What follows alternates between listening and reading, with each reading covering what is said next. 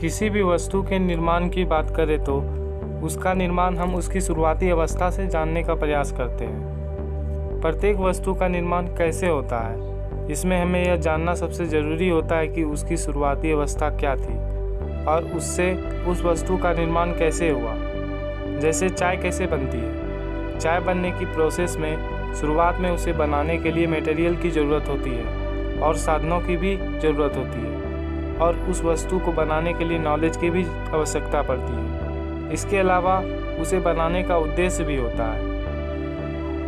इस तरह किसी भी वस्तु के निर्माण को जानने के लिए उसके कारण को जानना पड़ता है। किसी भी निर्मित वस्तु के 3 कारण होते हैं: निमित्त कारण यानी इफिशिएंट काउज, उपादान कारण यानी मटेरियल काउज और अंतिम साधारण कारण यानी नॉर्मल काउज। निमित्त कारण का अर्थ बनाने वाला, उपादान कारण का अर्थ है वस्तु को जिस मटेरियल से बनाया और साधारण कारण का अर्थ है जिस उद्देश्य के लिए बनाया और उसके लिए सहायक वस्तुओं का प्रयोग। जिस तरह प्रत्येक निर्मित वस्तु के 3 कारण होते हैं, उसी तरह हमारे यूनिवर्स के क्रिएशन के भी 3 कारण होते हैं। निमित्त कारण ईश्वर है, उपादान कारण प्रकृति है और साधारण कारण में मुख्य जीव है जिसके लिए बनाया गया। यहाँ हम बताएंगे कि यूनिवर्स कैसे क्रिएट हुआ। आज के समय में यूनिवर्स के क्रिएशन की कई थ्योरीज हैं, जिसमें मुख्य है बिग बैंग थ्योरी और स्टेडी स्टेट थ्योरी। यहाँ हम वैदिक रश्मि थ्योरी बताएंगे। वर्तमान थ्योरीज में अनेकों कमियाँ हैं। यह थ्योरीज यूनिवर्स की अनसॉल्व मिस्ट्री को सुलझा नहीं सकती। वैदिक थ्योरी यूनिवर्स के क्रिएशन की अद्भुत व्याख्या करती है। तो आइए जानते हैं वैदिक रश्मि थ्योरी क्या है। इस थ्योरी के अनुसार शुरुआत में हमारा यूनिवर्स अपने ओरिजिनल स्टेट में पूरे इन्फिनाइट स्पेस में फैला था।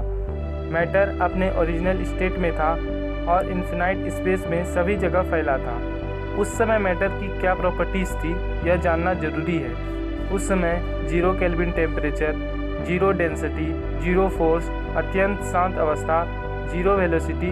तब समय भी नहीं था, तब दिशा नहीं थी, आकाश नहीं था।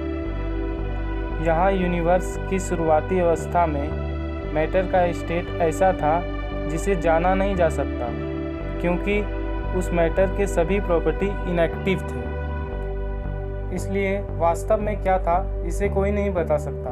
किसी भी प्रकार की टेक्नोलॉजी से यह जाना नहीं जा सकता। उस समय वह मैटर वेलोसिटी में 0 था, वर्क में 0 था, इसलिए उसमें कोई फोर्स नहीं था और इसीलिए उसमें कोई टेम्परेचर भी नहीं था। वह एब्सोल्यूट 0 टेम्परेचर वाला था। वह पूरे इन्फिनाइट स्पेस में फैला था, इसलिए उसका डेंसिटी 0 था। कोई वर्क नहीं, कोई वेलोसिटी नहीं, इसलिए समय भी नहीं था, क्योंकि जहाँ वर्क और वेलोसिटी है वहाँ समय है। जहाँ वर्क और वेलोसिटी नहीं, वहाँ समय भी नहीं। उसके सभी प्रॉपर्टीज़ इनएक्टिव थे, यानी सोए हुए थे। जैसे एक कमरे में कई बच्चे सो रहे हैं, तब उनकी अलग अलग प्रॉपर्टीज़ नहीं पता चलती। जब वे जागते हैं तब उनके अलग अलग नेचर भी व्यक्त हो जाते हैं। इसी तरह उस मैटर की प्रॉपर्टी अनएक्सप्लेनेबल थी, इसलिए वह मैटर भी अनएक्सप्लेनेबल था।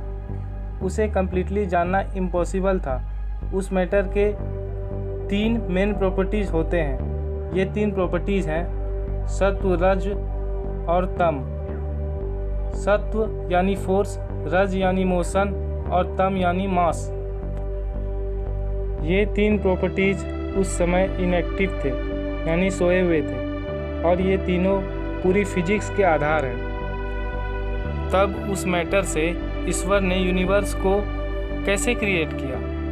ईश्वर इन्फिनाइट स्पेस में हर जगह है और उस मैटर के अंदर भी है। ईश्वर ने उस प्रकृति को ओम रश्मि के द्वारा सभी जगह इंड्यूस्ड किया।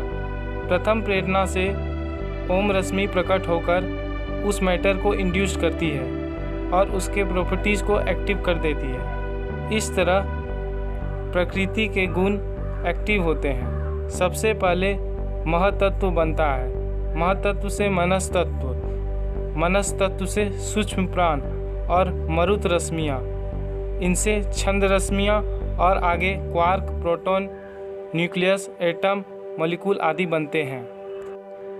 ये सब कैसे बनते हैं, इसे समझने के लिए आप ऐसा समझ सकते हैं जैसे एक शांत समुद्र में बहुत सी लहरें उठती हैं, तब उस लहरों में भी अनेक लहरें होती है। इसी तरह ऐसा समझें कि प्रकृति रूपी समुद्र में ओम रश्मि रूपी लहर अन्य लहरों को जन्म देती है और इस तरह विभिन्न लहरें बनती हैं।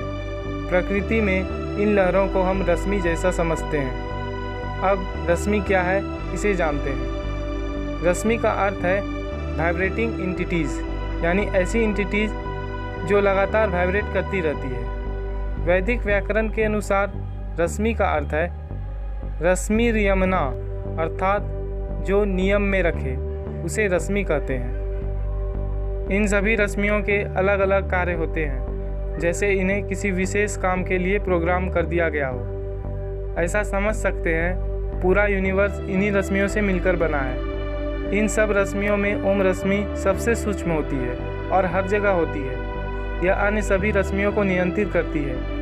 ओम रश्मि के द्वारा ईश्वर यूनिवर्स को नियंत्रित करते हैं, निर्माण और विनाश करते हैं। ऐसे ही इन्फॉर्मेटिव वीडियो देखने के लिए हमारे चैनल को सब्सक्राइब करें और वीडियो को लाइक शेयर करना न भूलें।